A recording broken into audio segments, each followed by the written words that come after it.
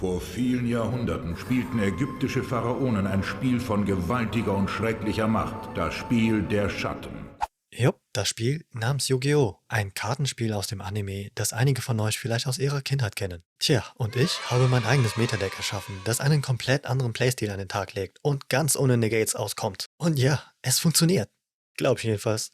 Falls du das erste Mal hier bist, mein Name ist Fuyodo und ich erzähle auf diesem Kanal lustige Geschichten aus meinem Alltag sowie alles Mögliche rund um das Thema Anime. In diesem Video stelle ich euch mein selbst kreiertes Themendeck vor. Und damit ihr zu den wichtigsten Parts springen könnt, die euch am meisten interessieren, habe ich praktische Timestamps eingebaut. So. Als Casual-Spieler habe ich mir etwas die Zeit genommen und mich stärker mit Yu-Gi-Oh! Befasst. Ich habe die Karten mit all ihren Mechaniken analysiert, bin sie durchgegangen, Tag für Tag wie ein absoluter Verrückter daran gesessen und mir den Kopf zerbrochen. Gedanken wie all set cards are face down, but not all face down cards are set gehabt. Und dann, ja endlich, habe ich es vollbracht, sage ich. Ja, vollbracht. Meine eigenen 42 Yu-Gi-Oh! Karten. Sie sind cool. Jeder kann damit spielen. Du wirst noch damit spielen. Sind sie zu OP? Ja, das kann sein. Aber eines verspreche ich euch. Es macht Spaß. Heutzutage in Yu-Gi-Oh!, wo man den Gegner daran hindert, überhaupt zu spielen und es nicht mehr nur dein Turn, sondern unser Turn ist, wollte ich mit diesem Deck das Gefühl der guten alten Zeiten, so gut es ging, wieder aufleben lassen. Ein Spiel sollte doch Spaß machen. Wie damals, in der großen Schulpause und mit seinen Freunden Abgang hat, seine Karten rauspackte, die in Gummiband zusammengebunden waren und damit gespielt hat. Jetzt wollte ich nur noch zwei kleine Anmerkungen machen, bevor wir zu den Karten kommen.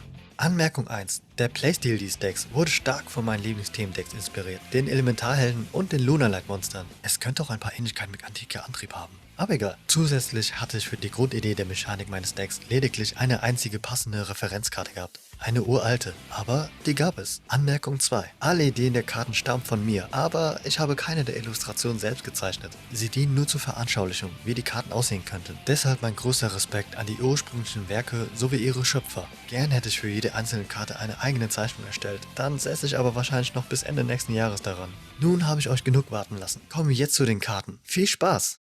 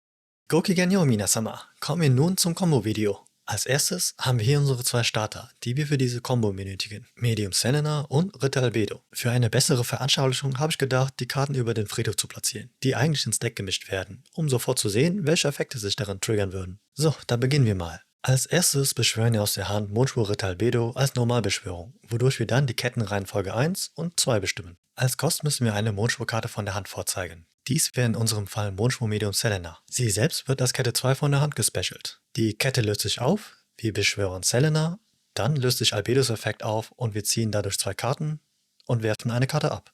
Genau.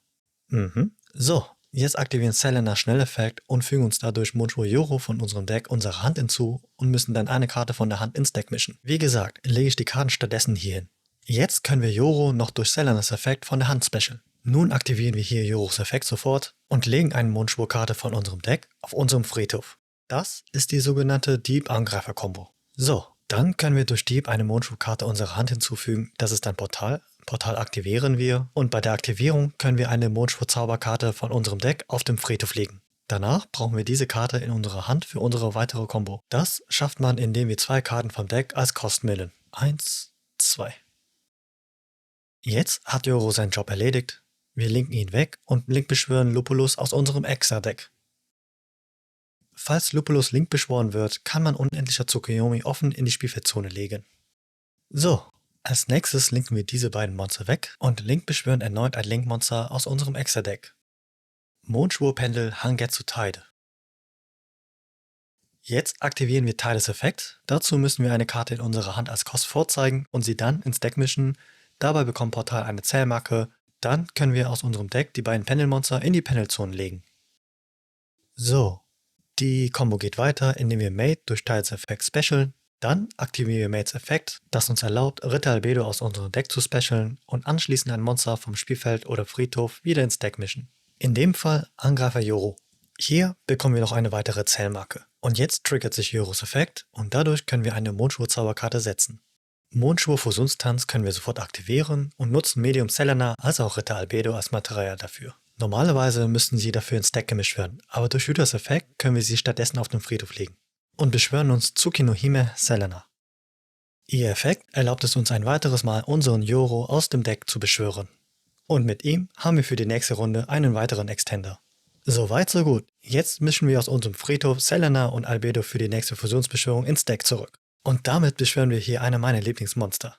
Mondschwurklinge Mikatsuki Shiro. Nicht vergessen, Portal bekommt noch eine weitere Zählmarke. Jetzt triggern sich die Effekte von Selena und Albedo. Dazu würde ich sagen, das wäre Chain 1, Chain 2. Also holen wir uns als erstes eine Zauberkarte auf die Hand zurück und beschwören durch Albedo ein Mondschwurmonster vom Deck auf unsere Spielfeldseite. Ich habe mir jetzt hier einfach mal die Nast rausgesucht, damit wir sie auch mal in Aktion sehen können. Wir haben jetzt alle wichtigen Main-Monster aus unserem Deck beschworen, deshalb kann man hier frei wählen, was man beschwören möchte.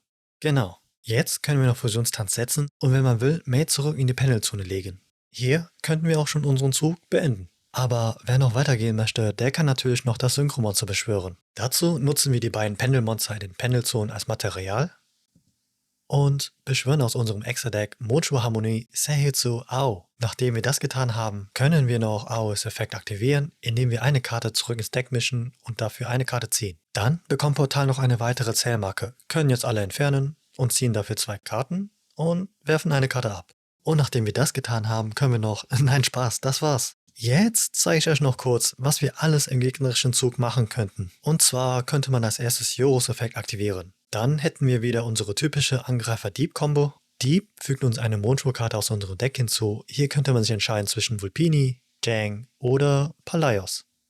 Ich habe mich hier jetzt einfach mal für Vulpini entschieden und füge es meiner Hand hinzu. So, genau. Dann kann man noch Fusionstanz aktivieren. Zum Beispiel Yoro und Dianastra nutzen. Die kommen ins Deck. So, hier eine Zählmarke. Und können uns hier jetzt entscheiden, ob wir hier Keshokoyami oder Watsuki Kuro beschwören. Für einen der beiden, das ist egal. Yes. Jetzt aktivieren sich noch die Monster-Effekte aus dem Deck. Das wäre Dianastra Chain 1, Chain 2 Yoro. Yoros Effekt kennen wir. Wir legen eine Zauberkarte vom Deck auf unserem Spielfeld und mit Dianastra müsste man erst eine Karte zurück ins Deck mischen. Hier einfach mal Kazuma. und dann eine Falle setzen. Hier noch eine Zählmarke. So. Mit A noch eine Karte ziehen, beziehungsweise vorher eine Karte ins Deck mischen. Wieder hier irgendeine. Weitere Zählmarke. Jetzt ziehen wir die Karte. Und last but not least, Selena's Effekt, wo wir uns entweder Getsuga Light holen können oder Shingetsu Tenebris. In diesem Fall entscheide ich mich für Tenebris. Und das war das ganze Combo-Video. War doch nicht so viel, oder? Schreibt mir gerne unten in die Kommentare, was ihr über dieses Deck so denkt. Es macht wirklich viel Spaß. Also, falls du noch ein Deck zum Spielen suchst, hier ist es. Vielleicht ist es für Neueinsteiger etwas kompliziert, aber versucht es selbst mal damit zu spielen. Ich hoffe, ihr findet euren Weg. Vielen Dank fürs Einschalten, bleibt gesund und glücklich und dann sage ich mal, bis bald.